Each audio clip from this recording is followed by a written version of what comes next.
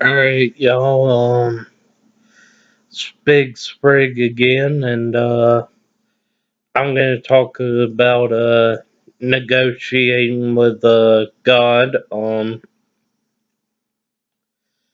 There's a couple of instances in the Bible where people have negotiated with God and got what they wanted, but think the fact that they negotiated with God and got what they wanted was just a coincidence because God was going to give them that anyway. Because, really, if you think about it, trying to negotiate with God is like, someone with like me that has no money trying to negotiate with a multi-billionaire. There's nothing that I have that this guy would want, and same concept with negotiating with God. He he may want something from us, but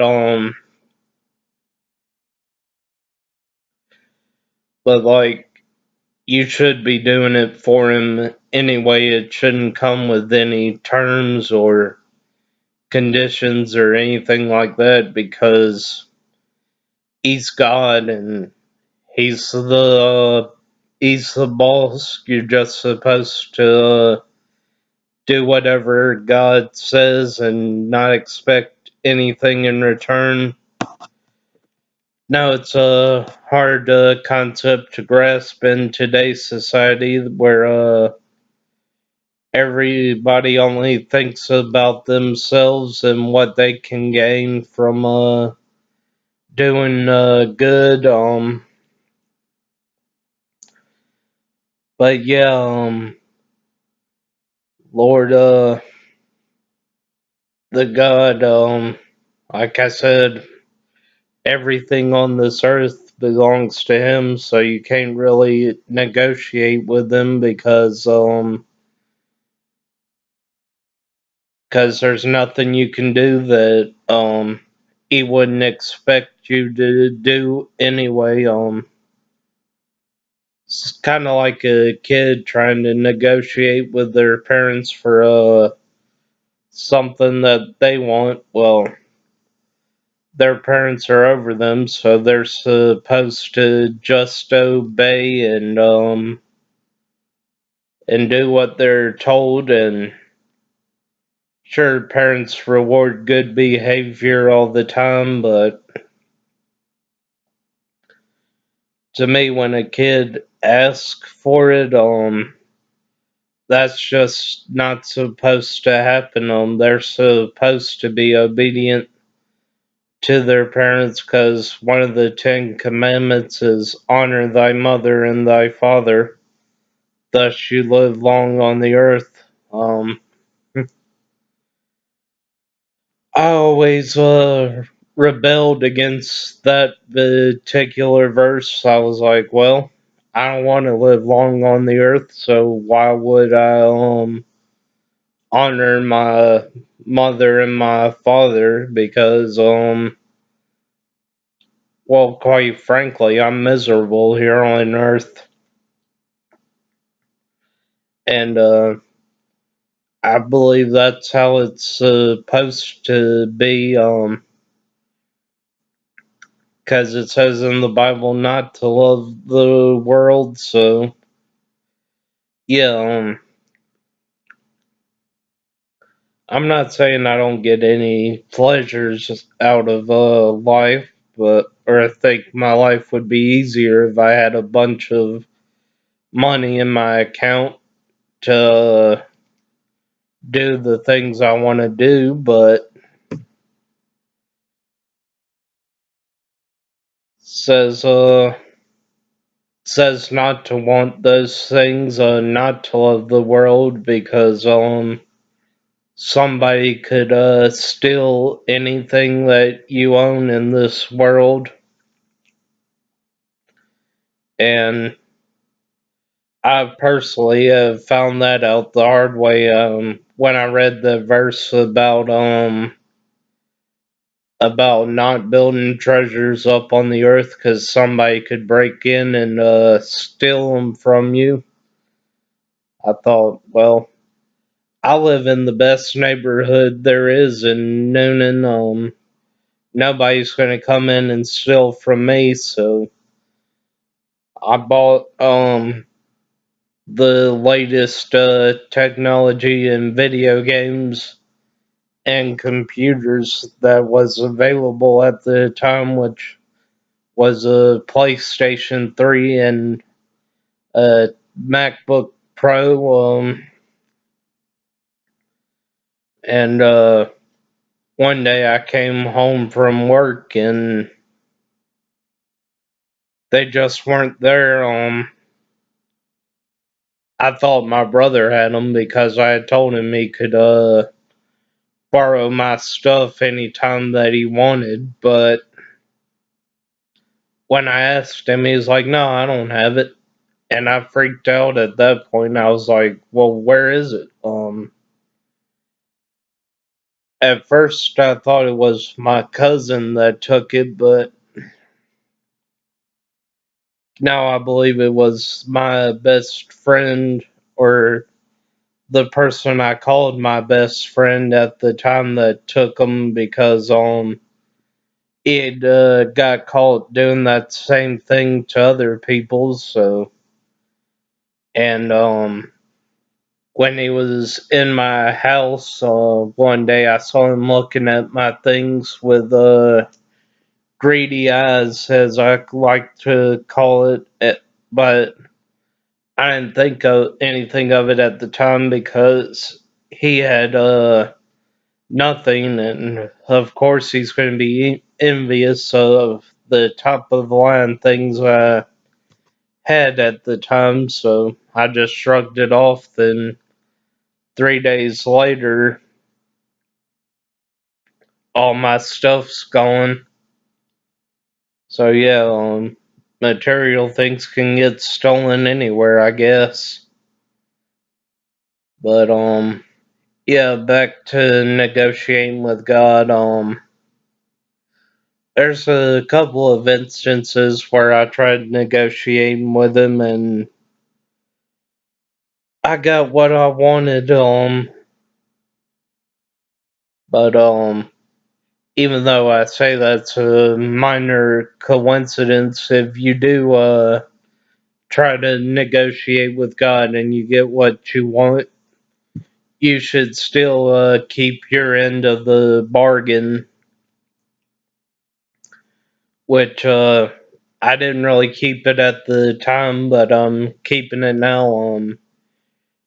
For those who don't know, I had gotten in a lot of trouble at work. I had been stalking a minor. I believe I was 23 at the time, and this girl was 16 years old. And I was thinking, well, she's about to turn 17, and at 17 we can legally have a relationship. So what's the harm in trying to get something started right now? So I constantly asked her if she would be my girlfriend. She kept saying no, no, it just wouldn't work. I know you're. She never acknowledged that I was in love with her, but I really was in love with this woman. I wanted to treat this woman like a queen.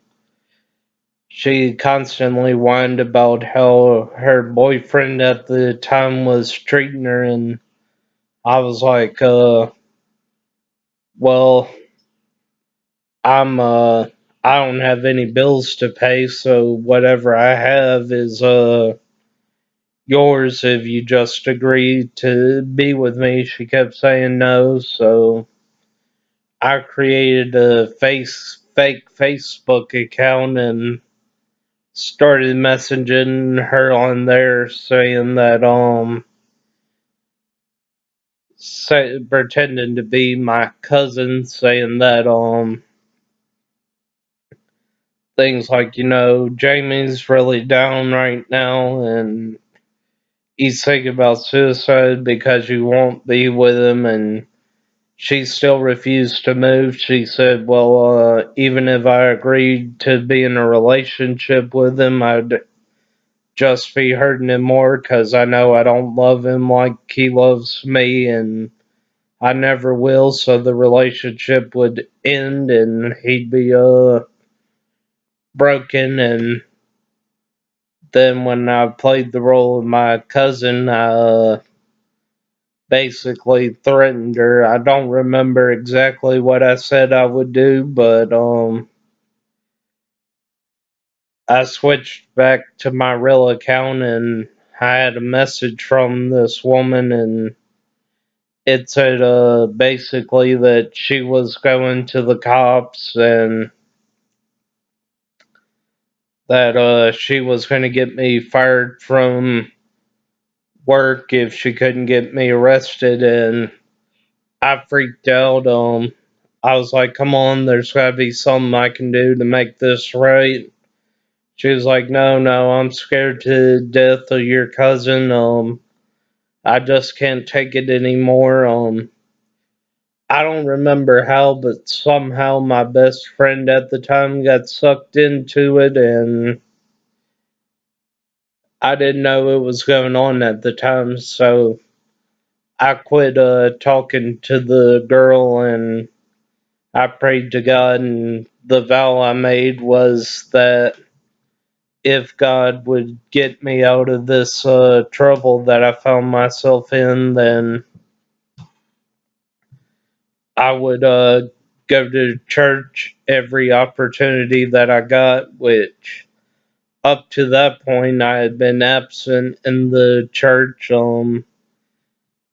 for selfish reasons. I felt like maybe the Bible wasn't true because I was uh I was reading in Matthew where it says that God will give you anything you ask for. Well, the only thing I had been asking for was this woman's love, and God didn't give that to me, so I felt like, well, it says in the Bible that He'll give you anything you want, and He's not giving me what I want, so maybe, maybe the whole thing's false. So, for a little while, I kept my word. I was going to church every Sunday and Wednesday, just like I had promised, but then I stopped because I was online dating this girl I met on Omegle, and she was just really needy. I had to be spending my every waking moment with this woman, and other than work, because I had to go to work to make money, but when I got home, I was supposed to spend every minute with her, talking on Skype, and but and she said one day I told her I was getting ready for church on Wednesday. She said you shouldn't go to church because I need you more than God needs you right now. And I accepted that, and even after me and this woman broke up, I had stopped going to church except for times when it was convenient for me, like the picnic the church has every year, or the talent show, which I have no talent whatsoever, but I like to perform in front of people, so I wanted to be in the show, and there weren't any auditions, so I think I was the first person ever to sing Freebird in a church. Yeah, but I reckon I'm keeping my word to God now. I go to church every Wednesday and Sunday, and so it's not really because I feel obligated, though. It's because I enjoy being there. Most times, but sometimes it makes my depression worse because of the envy I have. It's not that I envy the material things some of these people have. I mean, that's great, but I envy the people in the church's happiness. Everybody just seems like they can forget all their personal problems the moment they enter the church, which is great, but I'm just not able to do that, and I envy the people that can. I don't know. I hadn't figured out how they just leave everything behind when they enter the church and just seem so joyous to hear the word of God. But guess that's it. Y'all